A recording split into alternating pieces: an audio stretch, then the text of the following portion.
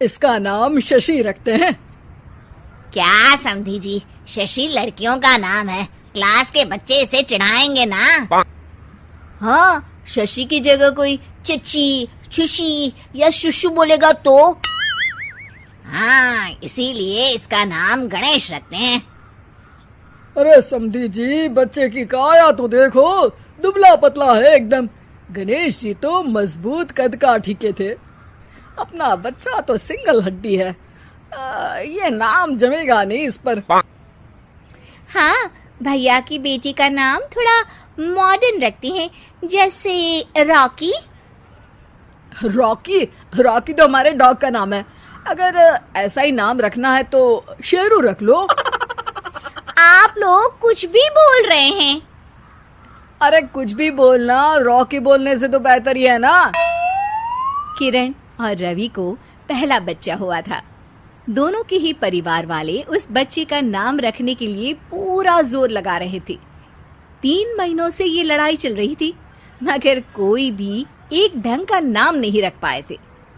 किरण और रवि इस बात से बहुत परेशान थे, लेकिन परिवार के लोगों के सामने कुछ बोलते भी नहीं थे। दामाद जी पे गया है बेटा, उनका नाम रवि है तो इसका नाम शनि रख देते हैं। शनि देव रवि, यानी सूर्य के ही तो बेटे थे ना। अरे समधन जी, आपने अकल चोर बाजार में बेच दी है क्या? शनि कैसा नाम है? ऐसे तो आप आगे आने वाले बच्चों के नाम साढ़े साती और दैया रख देंगे। हैं? अरे जबान संभाल कर बात कीजिए। और आप भी जबान संभाल कर नाम बताइए। शनि नाम रखोगी तो कोई भी इस पर तेल डालकर चला जाएगा। किरण के सब्र का बांध टूट रहा था। बच्चे पे पहला हक उसकी माँ का होना चाहिए, है कि नहीं? नाम मुझे रखना था, लेकिन सब लोग मिलकर नाम रखना चाहते हैं। ऐसा लग रहा है कि सब लोग लूडो खेल रहे हैं। कौन पहले नाम रखेगा बच्चे का? बात तो सही कह रही हो तुम, लेकिन तुमने क्या नाम सोचा है किरण? टाइगर। अरे यार किरण, माना कि तुमको टाइगर श्रॉफ पसंद है, पर बच्चे का नाम थोड़ी ना रख देंगे। ऐसे तो मुझे मोगेम्बो पसंद है, तो क्या बच्चे का नाम मोगेम्बो रख दूंगा?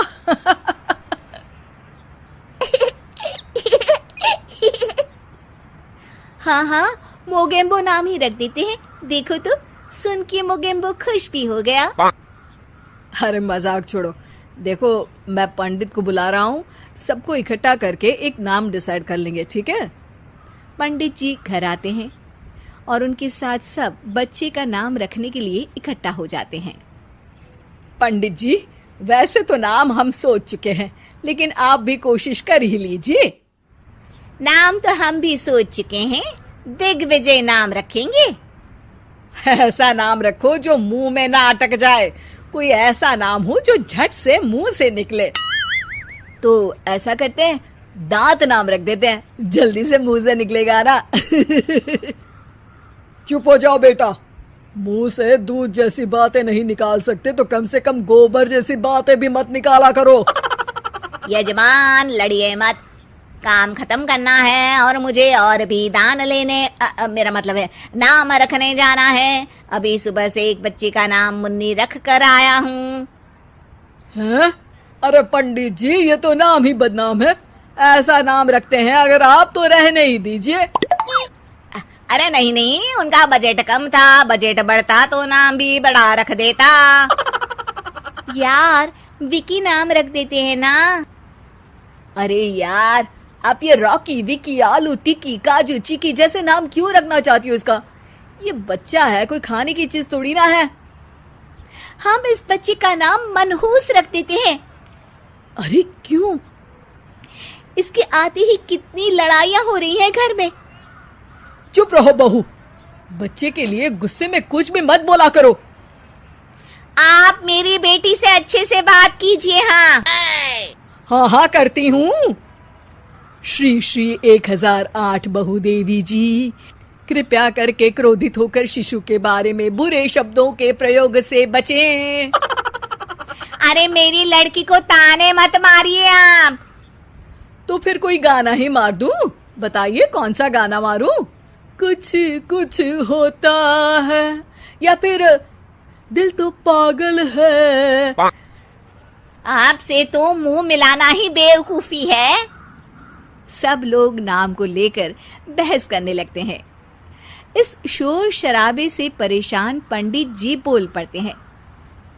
लड़के का नाम रखने में मत होइए परेशान, मेरे पास है इसका एक समाधान। ना लड़के वालों की ना लड़की वालों की मर्जी चलेगी। नाम बच्चे का वही होगा जो पहला शब्द उसकी जुबान बोलेगी। सब पंडित जी के इस उपाय को मान लेते हैं और सब बच्चे के आसपास खड़े होकर बोलने का इंतजार करते हैं। बच्चा थोड़ी देर में बोल उठता है।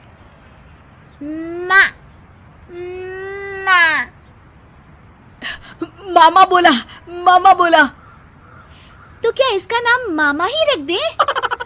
बात तो यही हुई थी कि जो पहली बात बच्चे के मुंह से निकलेगी वही रख देंगे। बस पंडित जी ने बच्चे का नाम मामा रख के सबको मामू बना दिया। उस दिन के बाद से उस बच्चे का नाम पड़ गया मामा शर्मा। सब इस नाम पे बहुत पछताए, लेकिन अब पछताए क्या होत जब नाम पड़ गया मामा। शिक्षा: कोई भी जरूरी काम शांति से मिलकर करना चाहिए, वरना अनचाहे परिणाम के साथ समझौता करना पड़ता है।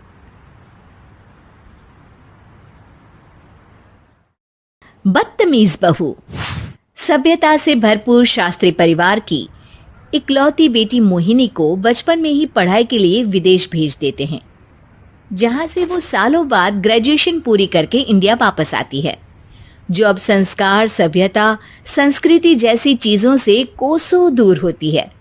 एक सुबह मोहिनी शॉर्ट ड्रेस पहने, कानों में हेडफोन लगाए जोर जोर से इंग्लिश गाने गाती हुई घर में घूम रही होती है।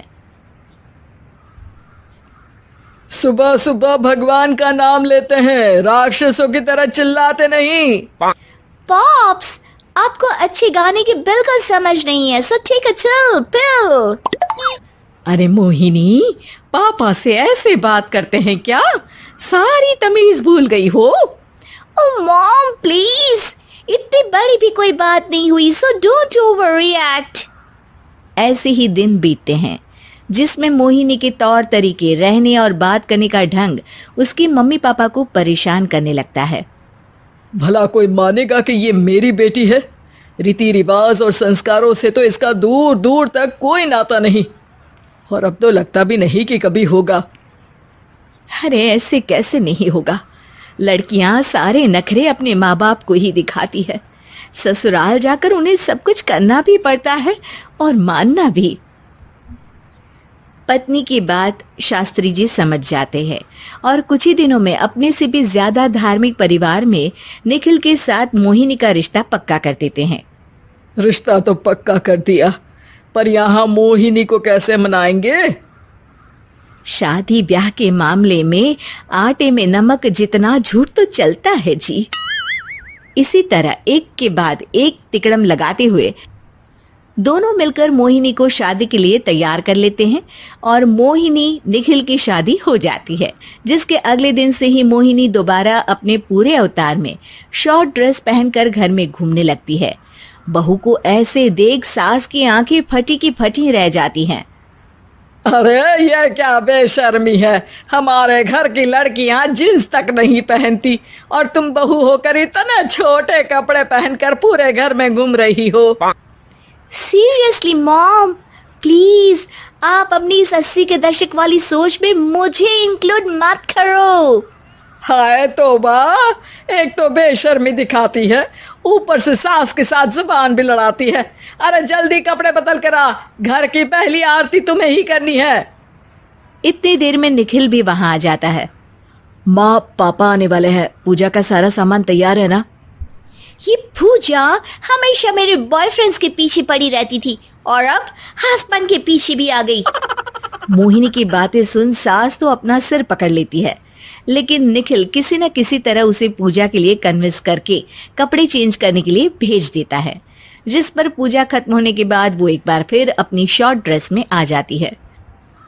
बहू, ये क्या तरीका है?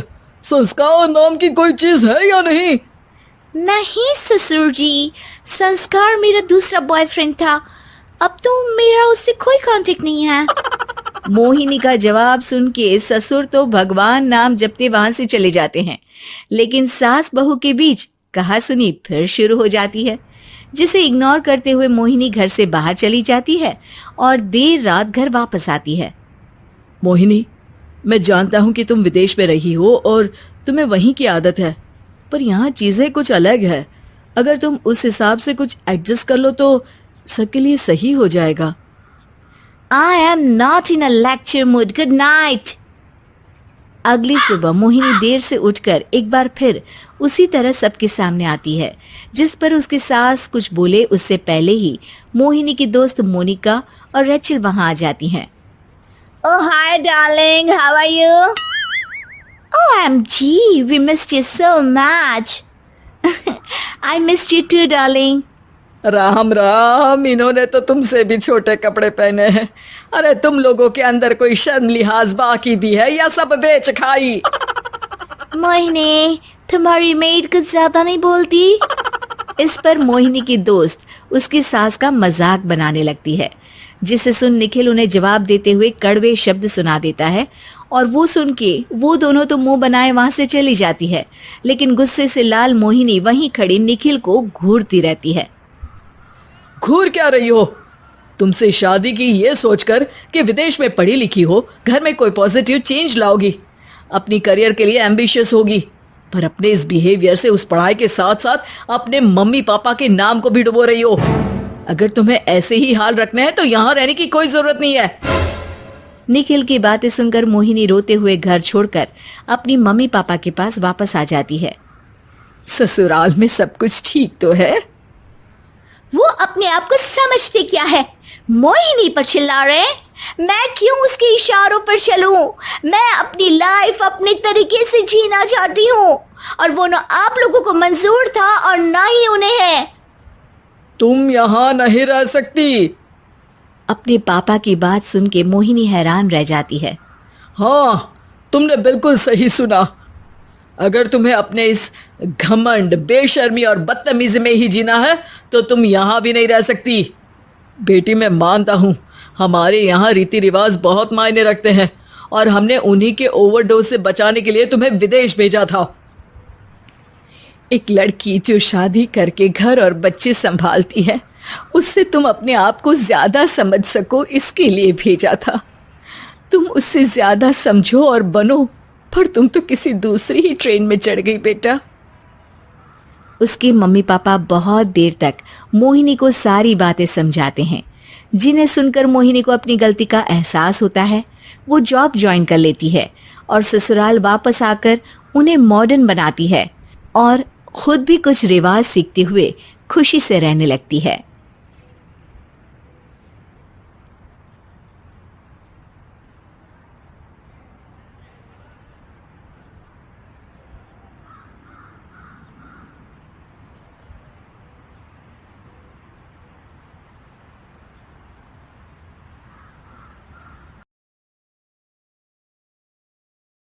बहू और बुलेट घर के बाहर फट फट फट की जोर से आवाज हुई। सीमा को लगा कि पटाखे फूट रहे हैं। वो डर के मारे घर से बाहर निकली। देखा तो सामने योगेश यानी कि पतिदेव एक बुलेट बाइक पर बैठे हैं। अरे डर गई क्या? बाइक लेकर आया हूँ तुम्हें घुमाने के लिए। सच में? मुझे लगा पटाखे फूट रहे हैं।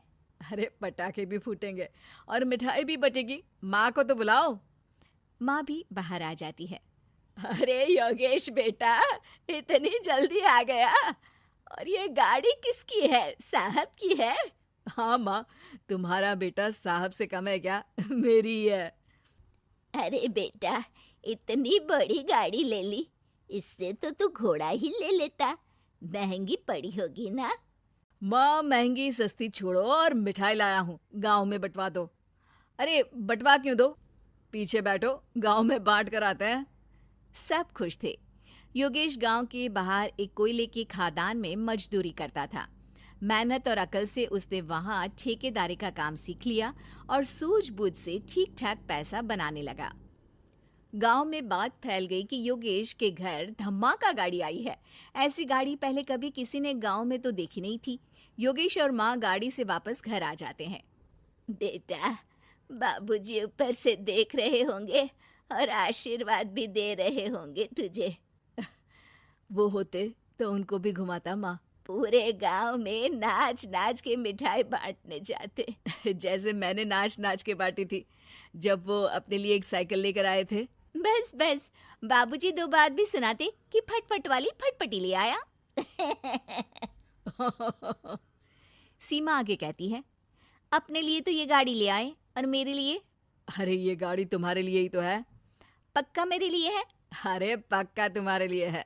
अगली सुबह जब योगेश सो रहा होता है तो उसे बाहर से गाड़ी की आवाज आती है। वो घबरा कर चिल्लाता है, चोर चोर, मेरी गाड़ी ले जा रहा है, चोर चोर। माँ भी जागती है और योगेश के साथ दरवाजे की तरफ भागती है।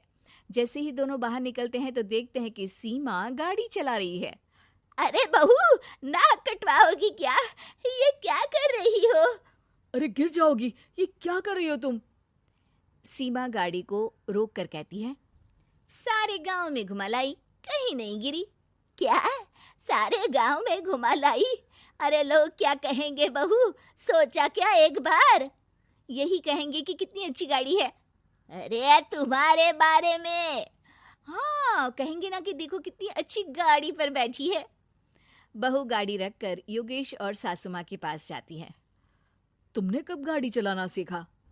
हमारे बाबूजी के पास पुरानी स्कूटर थी, सीख ली। फिर स्कूल में एक मास्टर जी भी ऐसी ही गाड़ी लेकर आते थे, उन्होंने सिखा दी। हाँ, स्कूल के मास्टर आजकल यही सब तो सिखा रहे हैं। पढ़ाई का कुछ सिखाते तो कुछ भला होता। अरे बहू, अब गाड़ी मत चलाना। हमारे परिवार में कभी किसी औरत ने पीछे से आगे की सीट पे आने की हिम्मत नहीं की है। तुम भी मत करना, समझी? जी, समझ गई माँ जी। सीमा सास की बात सुनकर चुपचाप रसोई में जाकर उदास होकर खाना पकाने लगती है।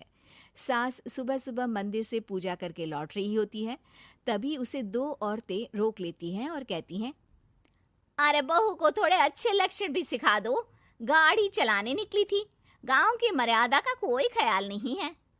वही तो। अरे पैसे आने लगे हैं तो क्या मतलब कि किसी रीति रिवाज को नहीं मानोगे? अरे समाज में रहना है तो समाज के ढंग से ही रहना पड़ता है। अरे लाज भी नहीं आई बहू को? चूल्हे चौके से निकलकर सीधे गाड़ी लेकर चौराहे चबूतरे नाप लिए, फट फट फट करते हुए। अरे कुछ कह देना उसे। अरे ये क्या कहेगी? बूढ़ी सास है, इनकी थोड़ी ना चलती होगी घर में। हाँ, बहू की ही चलती होगी, मर्जी भी और गाड़ी भी। सास सब सुनकर घर आती है और बहू को चिल्ला के बुलाती है, अरे नाक कटवा दी सबके सामने गाड़ी चलाकर। औरत जात गाड़ी नहीं चलाती। शहरों में तो 4 पहियों वाली गाड़ी भी चलाती हैं और हेलीकॉप्टर, हवाई जहाज भी। शहर में थोड़ी ना रहती हो मैडम साहिबा। आज के बाद गाड़ी से ही नहीं, यूं भी निकलना बंद तुम्हारा घर से। माँ सही कह रही है, कहीं भी जाना हो तो मुझे बता देना, मैं लेकर चलूंगा। आज माँ को तुम्हारे कारण कितनी बातें सुननी पड़ी। इतना कहते हुए योगेश वहां से चला जाता है। बारिश की वजह से कारखाने के रोड पर कीचड़ रहता है, इसीलिए योगेश गाड़ी घर रख कर जाता है और किसी से लिफ्ट लेकर कारखाने पहुंचता है ताकि नई गाड़ी गंदी ना हो। लेकिन शाम को इतनी तेज बारिश होती है कि उसे वापस आने का कोई साधन ही नहीं मिलता। बारिश बढ़ती जाती है, रात के 11 बज जाते हैं। रास्ते में एक नदी का ब्रिज है, अगर उस पर पानी आ गया तो योगेश कारखाने में ही फंस जाएगा। पूरी रात भूखे प्यासे बितानी पड़ेगी। घना अंधेरा, बिजली की कड़कड़ाहट और तेज बारिश। राजेश डर भी रहा था, ठंड से कांप भी रहा था। तभी उसे रोड से आती हुई एक रोशनी दिखती है। वो देखता है कि उसके सामने एक बाइक आकर खड़ी हुई है। वो ऊपर वाले को धन्यवाद देकर उस बाइक वाले आदमी की तरफ बढ़ता है, पर पास जाकर देखता है तो भौचक्का रह जाता है। सीमा, तुम यहाँ इतनी बारिश में गाड़ी पर? पहले बैठो तो, नदी ब्रिज पे आ जाएगी तो जाना मुश्किल हो जाएगा। योगेश गाड़ी के पीछे बैठता है। सीमा गाड़ी चला रही है। मैंने तो तुमको पहचाना ही नहीं। गाड़ी की आवाज तो पहचानी होगी ना? अरे पर मुझे नहीं पता था कि तुम आओगी। अच्छा किया कि तुम आ गई। माँ नहीं आने दे रही थी, पर हमेशा पति पत्नी की रक्षा थोड़ी ना करेगा, पत्नी को भी तो करनी चाहिए। योगेश को सुबह अपने किए पर पछतावा होता है। उसकी आंख में आंसू आ गए जो बारिश की बूंदों में बह गए थे। उसके बाद सीमा को सास ने और योगेश ने खुशी खुशी समाज की सीमा लांघने की मंजूरी दे दी। अब वो जहां भी जाती फट फट फट गाड़ी पे ही जाती।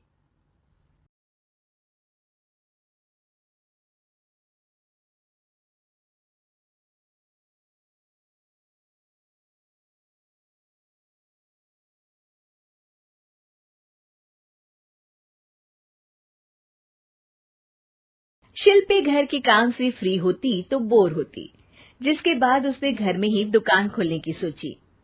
अरे ये इतने सारे कपड़े, अरे बहू क्या करेगी इनका? माँ जी, मैं घर में बोर होती हूँ तो सोचा सामने के कमरे में कपड़ों की दुकान खोल लूं। घर का काम भी हो जाएगा और 4 पैसों की कमाई भी। अरे वाह वाह, ये तो बहुत ही अच्छी बात है। मैं भी तेरी मदद कर दिया करूंगी। वाह माँ जी, तब तो मजा आ जाएगा। अब हम दोनों मिलकर खूब पैसे कमाया करेंगे। अब क्या था, सास बहू का काम चल पड़ा। एक दिन, अरे राकेश की माँ, सुनती हो? कहाँ चली गई? भूख के मारे पेट में चूहे कूद रहे हैं। अरे नंदिनी, कहाँ हो? भूख लग रही है। पापा कहाँ है माँ? पता नहीं बेटा, भूख लग रही है। आज तो किसी ने चाय भी नहीं पूछी। तभी सास बहू घर के अंदर ढेर सारे सामान के साथ आती हैं और वो भी हंसती हुई। अरे वाह बहू, ये तो बड़ी अच्छी मार्केट दिखाई तूने। बड़ा ही सस्ता सामान था। हाँ माँ जी, और ये सामान हम डबल पैसों में बेचेंगे, मजा आ जाएगा। अरे बहू, भूख लग रही है, कुछ खाने को दे दे। माँ क्या बात है, आज किसी ने पापा को चाय भी नहीं दी? अरे बेटा, अब 40 साल में तेरे पापा ने क्या चाय बनाना भी नहीं सीखा? अरे बेटा रहने दे अब इस बहस को। तुम लोगों ने वैसे बनाया क्या है? बहू परेशान हो जाती है और सास को अकेले में लेकर जाती है। माँ जी, आज तो हम लोगों ने खाना ही नहीं बनाया। अरे बेटा, बाहर के छोले भटूरों से पेट इतना भर गया कि याद ही नहीं रहा कि घर में ये लोग भी हैं खाना खाने के लिए। अब क्या किया जाए? तभी घर में एक महिला आती है। जी वो सुना है आप लोगों की यहाँ साड़ी बिकती है, जरा दिखाएंगे क्या? हाँ हाँ, क्यों नहीं। माँ जी, आप इन्हें साड़ी दिखाइए, मैं तब तक पिताजी और इनके लिए खाने का इंतजाम करती हूँ। सास उस औरत को लेकर सामने वाले कमरे में चली जाती है जहाँ उन लोगों ने दुकान खोली थी। वहीं बहू भी किचन में चली जाती है। अब इतनी जल्दी क्या बनाऊं? पापा जी तो खाने के लिए भी बैठ गए हैं। आइडिया, मैं खाना बाहर से ही ऑर्डर कर देती हूँ। थोड़ी देर में खाना आ जाता है और बहू टेबल पर खाना लगा देती है। हे भगवान, कितनी कड़वी दाल बनाई है बेटा। नहीं नहीं पिताजी, वो क्या बात है नंदिनी, रोटी तो चबाई ही नहीं जा रही है, लग रहा है रबड़ खा रहा हूँ। एक तो इतने महंगे होटल से खाना मंगवाया और वो भी इन लोगों को पसंद नहीं आया। तभी सास नोट गिनती हुई बाहर आती है। वाह माँ जी, बड़ी कमाई हुई लगती है। हाँ, मैंने वो 2000 वाली साड़ी 3000 में बेच दी। अरे वाह माँ जी। दोनों सास बहू बहुत खुश हो जाती हैं।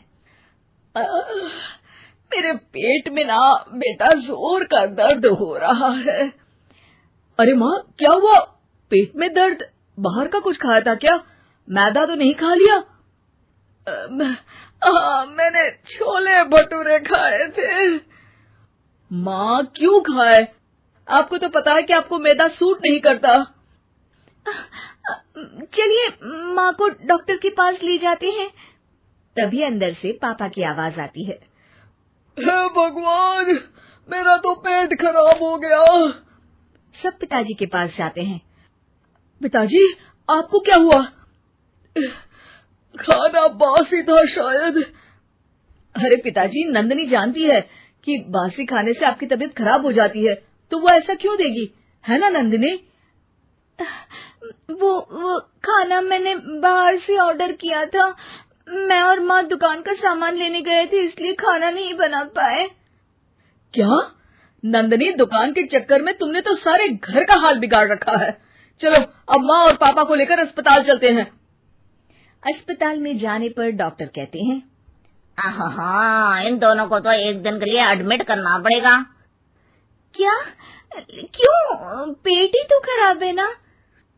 हाँ, तो घर ले जाइए ना, अगर लग रहा है कि कोई बड़ी बात नहीं है और हम सिर्फ पैसा कमाने के लिए इन लोगों को एडमिट कर रहे हैं।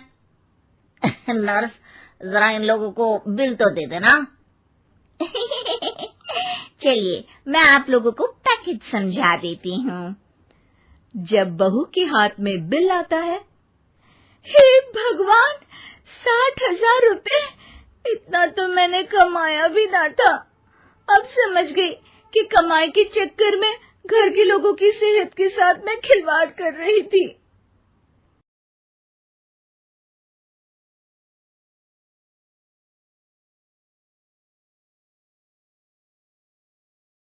बहू के हाथ। घर की बहू शीना को इस बात का बड़ा घमंड था कि जिस काम में वो हाथ डालती थी वो काम अच्छा हो ही जाता है। शीना की हर बात में हाथ का इस्तेमाल जरूर होता था। एक दिन शीना का पति आकाश उससे कहता है, कल जो वो भिंडी बनाई थी ना तुमने, वाह वाह वाह वाह, मजे आ गए। मैंने अपने हाथों से बनाई थी। मेरे हाथों में वैसे भी जादू है, जिस चीज को छू लेती हूँ सोना बन जाती है। अब ये थोड़ा ज्यादा हो रहा है। मतलब अगर हर चीज को छू के सोना ही बना देती हो तुम, तो हमारे नाम के पीछे भी अंबानी ही लगा देते हम। चुप रहो, मुंह पे हाथ रख लो, कुछ भी बोलते रहते हो। शीना की सास बगिया से पूजा के लिए फूल चुन रही थी। सुंदर, अति सुंदर, कितने प्यारे गुलाब के फूल हैं। भगवान जी खुश हो जाएंगे। मैंने अपने हाथों से जो पौधा लगाया था, मेरे हाथों की कोई भी चीज बेकार नहीं जाती। हाँ बेटा, सही कह रही है। इसीलिए तो तुम्हारे पिताजी से मैंने अपने बेटे के लिए तुम्हारा हाथ मांगा था। और उन्होंने हाथों हाथ में मेरा हाथ आपकी बेटी के हाथ में दे भी दिया था। हाँ बेटा, वो तो है, पर मुझे ये बता, तू ये हर बात में हाथ क्यों बीच में लेकर आती है? माँ जी, पंडित जी ने हाथ मेरा देखकर नैनीताल में कहा था कि मेरे हाथ जगन्नाथ हैं, मेरे हाथों से कभी कोई काम नहीं बिगड़ेगा। तो मेरे हाथों की तारीफ तो मुझे करनी पड़ेगी ना। हाँ, ठीक ही कह रही हो वैसे। तो मिलाओ हाथ इसी बात पर। शीना को न सिर्फ इस बात पे गर्व था कि उसके हाथ से सब अच्छा होता है, बल्कि घर के सारे काम भी वो पहले अपने हाथ से करती, फिर कोई दूसरा उन कामों को कर पाता। एक दिन शीना कपड़े धो रही थी। अरे घर में वॉशिंग मशीन है तो सही, खुद क्यों थक रही हो? कपड़े पहले मेरे हाथ से धुलेंगे, फिर वॉशिंग मशीन से।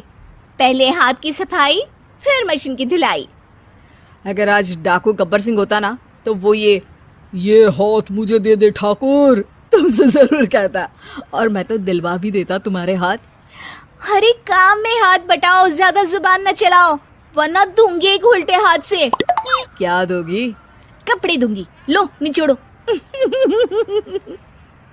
ऐसे ही एक दिन, अरे बहू, ये सोफे पर चढ़कर हाथ से पंखा क्यों घुमा रही हो? माँ जी, क्योंकि मेरे हाथ से घूमेगा तो ज्यादा अच्छे से हवा देगा।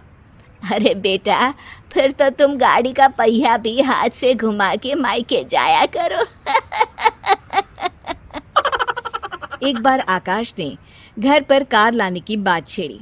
माँ, सोच रहा हूँ कि एक कार लेकर आता हूँ। ले ले बेटा, क्यों नहीं? अरे पैसे हो तो हवाई जहाज भी ले लेना। हाँ, पैसा तो हाथ का मेल है, ले लेते हैं। इस हाथ पैसे देंगी, उस हाथ कार ले लेंगी। मुझे तो लगता है कि बहू कार भी अपने हाथों से धक्का लगाकर घर लाएगी।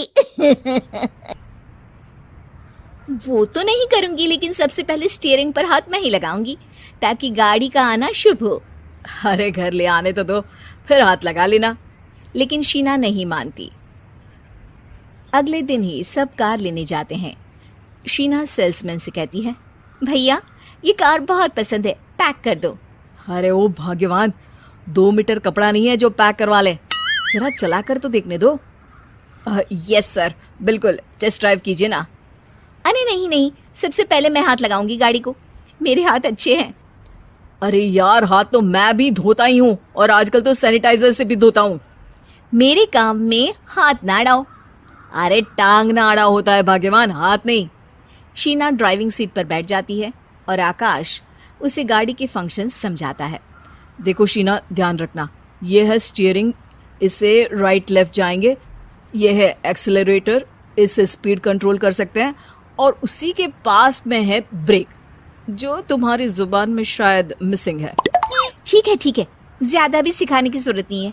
मेरी माँ तो कहती है कि मैं अगर अपनी शुभ हाथ लगा दूं तो जग घूम जाए, तो ये स्टीयरिंग क्या चीज है।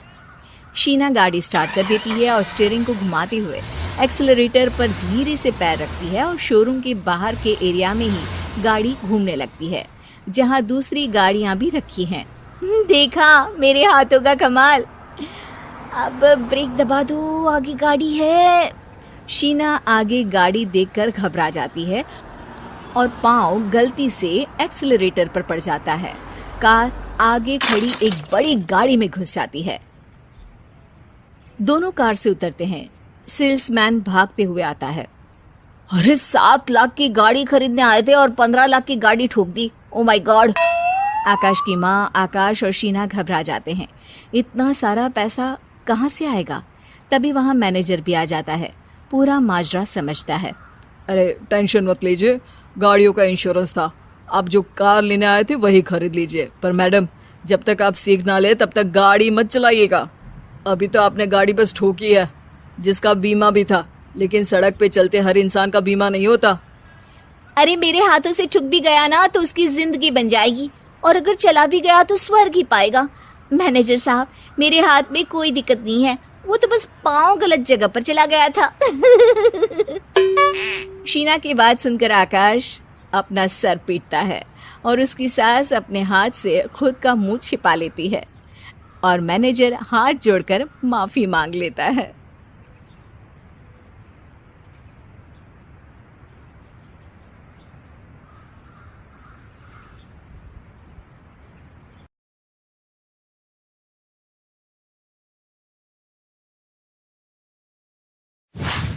कहानी एक ऐसे घर से जहां शादी का माहौल है, लेकिन टेंशन और शांति इतनी कि शादी का घर किसी जंग के मैदान जैसा दिख रहा था। अरे जैसा मर्जी डेकोरेशन कर दो, पैसों की चिंता मत करो। इतना पैसा जब लड़के वालों को दे दिया तो फूल वालों को देने में मुझे क्या दिक्कत है? अरे धीरे बोलो ना, साफ लग रहा है कि फ्रस्ट्रेटेड हो। अरे तुम तो चुप ही रहो, एक बेटी संभाल नहीं पाई। सारा दिन मैं काम पर जाता था, सोचता था घर पर बच्चों को अच्छे से संस्कार मिल रहे होंगे, लेकिन नहीं, मैडम को तो अपनी किटी और फैशन से फुर्सत मिले तब ना। माँ चुपचाप वहां से चली जाती है। समझ में नहीं आता कि आखिर शर्मा खानदान में हो क्या रहा है। कल तक चिड़िया सी फुदकने वाली शीना की शादी यूं अचानक एक मोटे काले लड़के से क्यों हो रही है? शीना कमरे में हाथ में गुड़िया लिए बोलती है, मेरे साथ जो हो रहा है ठीक हो रहा है, तुम तो सब जानती हो।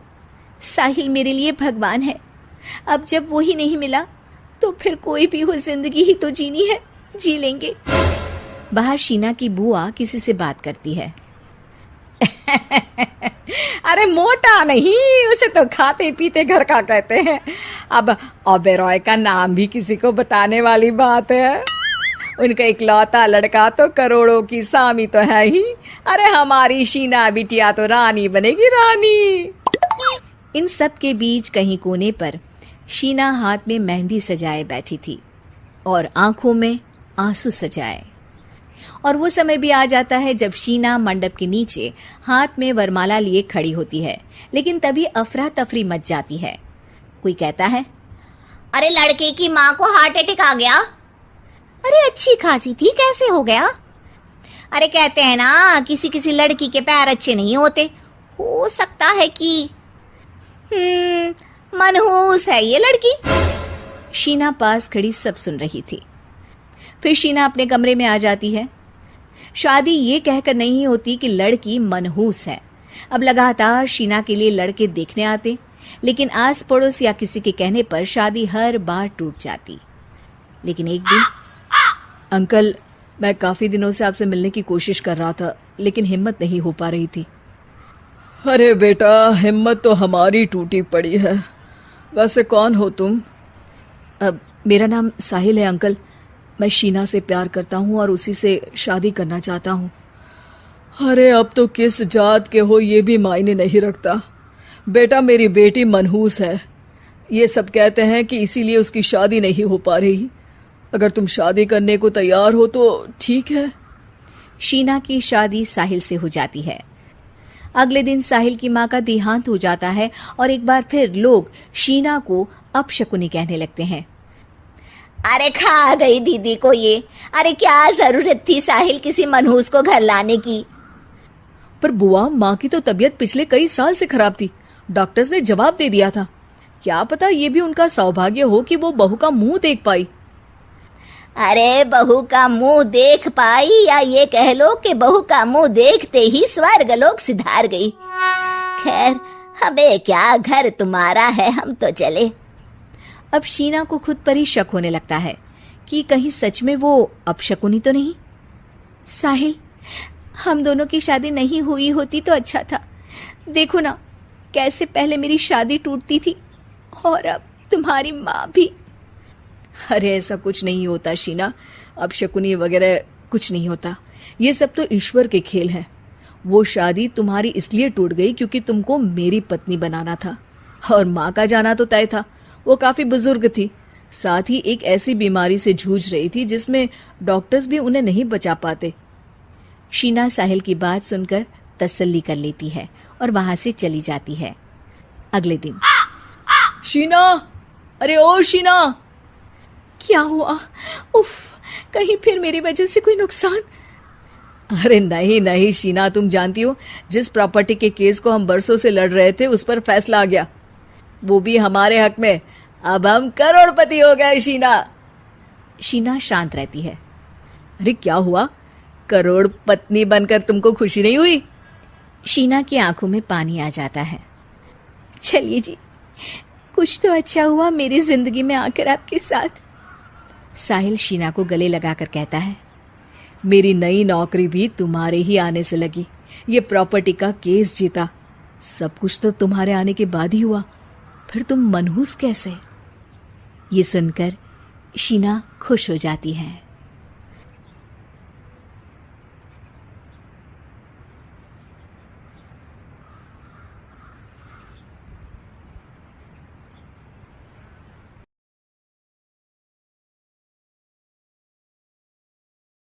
कहानी उन आम घरों की है जहां खाने वाले तो कई, लेकिन कमाने वाला एक मर्द ही होता है।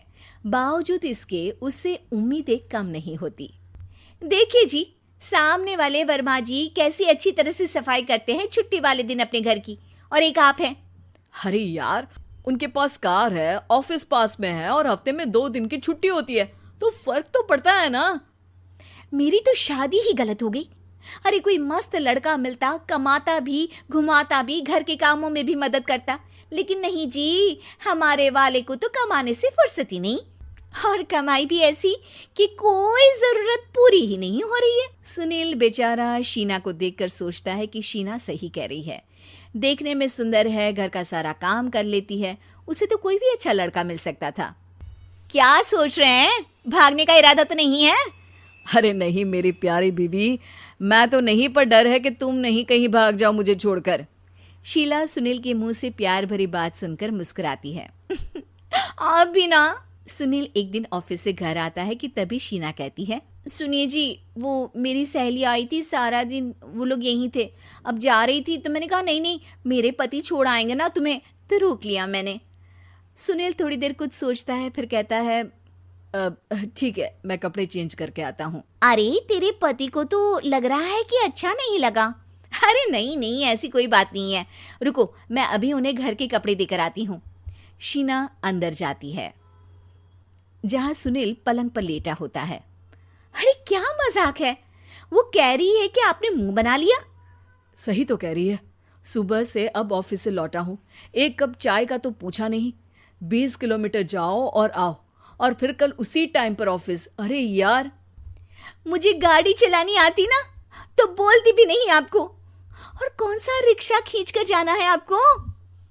सुनील अब क्या बोलता। रात देर से आता है और सो जाता है। अगले दिन शरीर दर्द हो रहा है। अरे तो मत जाओ ना ऑफिस, चलते हैं ना मार्केट घूमने, फिर पिक्चर देखेंगे और रात में खाना खाकर घर वापस।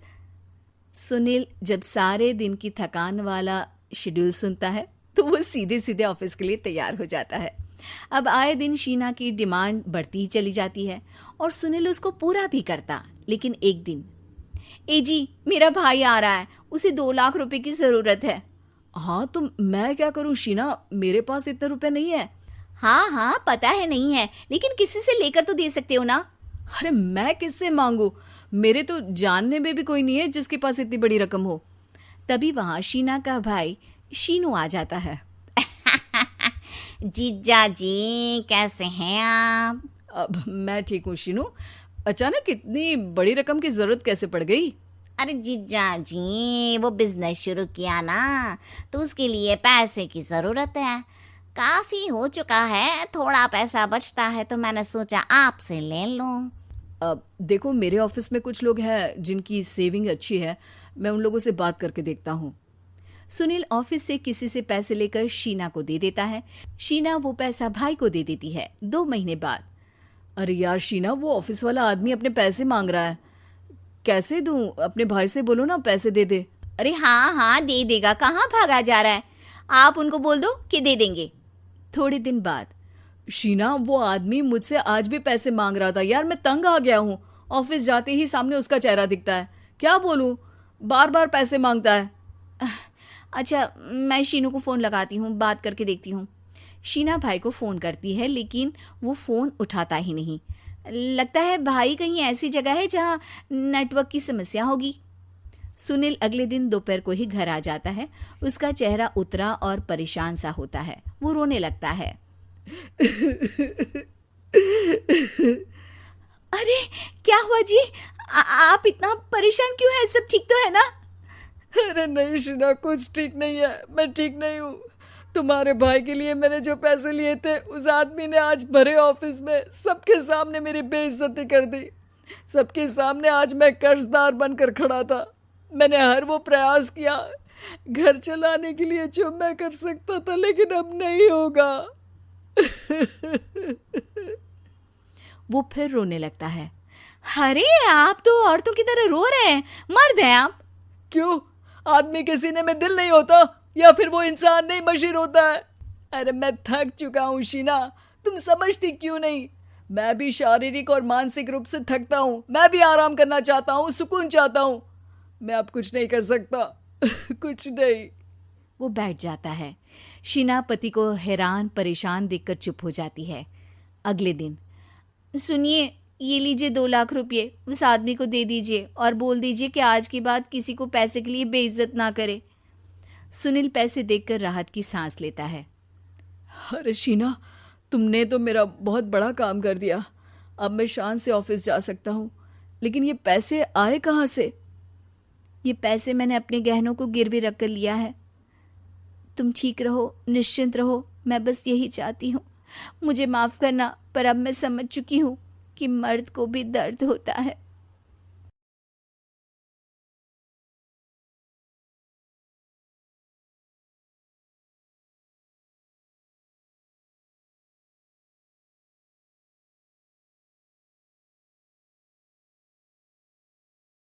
मॉडल बहू। अगर तुम्हें मुझसे इतनी ही प्रॉब्लम है तो शादी क्यों की? मुझे आपसे नहीं, बस उस फोटो से प्रॉब्लम है जो आपने सोशल मीडिया पर अपलोड किए। अरे इतनी सी बात और इतना ज्यादा ओवर रिएक्ट? ये इतनी सी नहीं, मेरी करियर की बात है। मैं मॉडल हूँ और मेरी इंडस्ट्री में कोई भी एक शादीशुदा मॉडल के साथ काम करना नहीं चाहता। इसीलिए अभी के अभी उन फोटो को डिलीट करो। नैना के गुस्से में ऐसा बोलने पर रोहित सोशल मीडिया से अपनी और नैना की सारी फोटो डिलीट कर देता है। नैना एक मॉडल है जिसकी शादी रोहित से होती है, पर उसे हमेशा हर चीज से पहले सिर्फ मॉडलिंग ही दिखाई देती है, इसीलिए वो इसके आगे अपनी शादी को भी कोई इम्पोर्टेंस नहीं देती। एक रात नैना तैयार होकर कमरे से बाहर निकलती है। अरे, इतनी रात को ऐसे तैयार होकर कहाँ जा रही हो?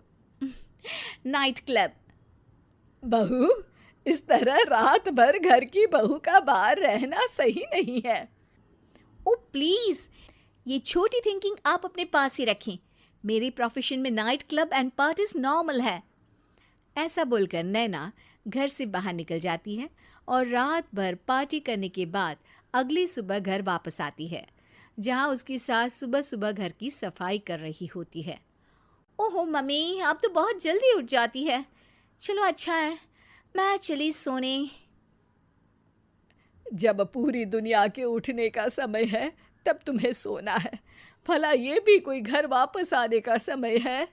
नॉट अगेन मॉम, मैं आप और आपकी इन बातों से टायर्ड हो गई हूँ। अगर आपको ये सब सहन नहीं करना था तो रोहित की शादी एक मॉडल की बजाय किसी साधारण लड़की से करानी थी ना।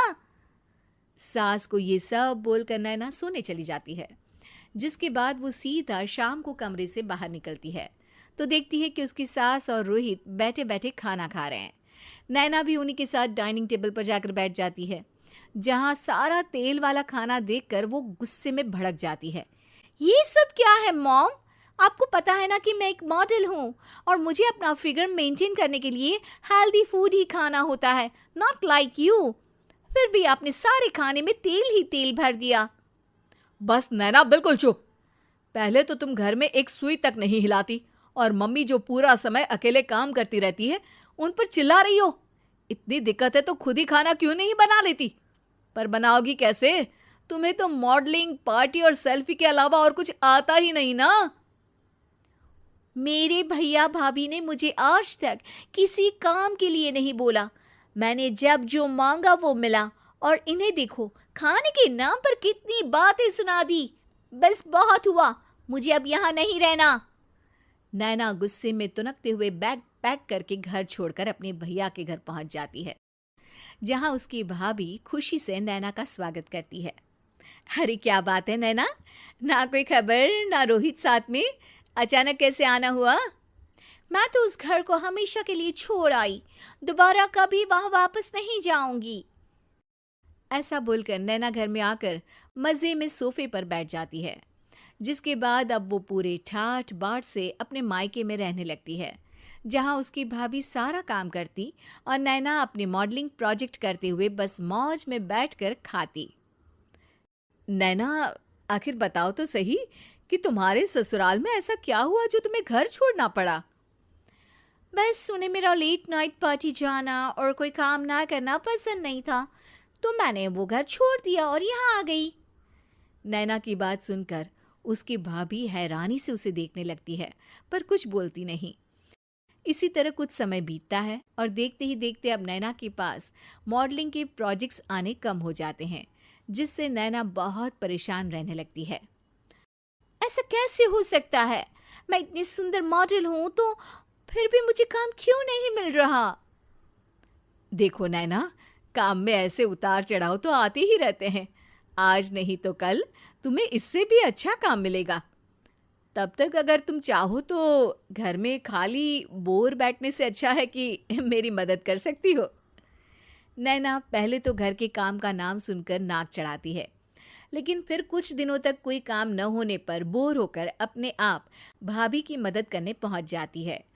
इसी तरह धीरे धीरे उसकी भाभी नैना को घर का काम करने के साथ सारा खाना बनाना भी सिखा देती है। एक रात नैना और उसके भैया भाभी साथ बैठकर डिनर कर रहे होते हैं। पता है, आज का सारा खाना नैना ने बनाया है। मैंने तो बस आज थोड़ी सी ही मदद की है। मानना पड़ेगा नैना, खाना तो बहुत स्वादिष्ट है। आखिर मेरी बहन मल्टी टैलेंटेड जो है, मॉडलिंग और घर दोनों एक साथ बखूबी संभाल सकती है। और फिर जब मदद करने के लिए घर में कोई दूसरा इंसान भी हो तो फिर दिक्कत ही क्या। मेरी बहन चाहे तो उसके लिए कुछ भी इम्पॉसिबल नहीं है। भैया की बात सुनकर नैना को अपनी सास और रोहित की याद आ जाती है। भैया, मम्मी और रोहित ने कभी मुझे मॉडलिंग करने से रोका नहीं। वो तो हमेशा हर चीज़ अकेले संभालते आए हैं और मैं हर काम खराब करती रही। मम्मी पूरा घर अकेली संभालती है और मुझसे बस थोड़ी मदद की उम्मीद करती है, पर उसकी जगह मैं उन्हें उल्टा बोलती रही। गलती मेरी है भैया, मुझे अपने ससुराल वापस जाना चाहिए। जानकर खुशी हुई बहना कि अब मेरी छोटी सी बहन समझदार भी हो गई है। इसके बाद नैना अपने ससुराल वापस आकर रोहित और अपनी सास से माफ़ी मांगती है और बाद में खुशी खुशी अपना मॉडलिंग और घर संभालते हुए ससुराल में रहने लगती है।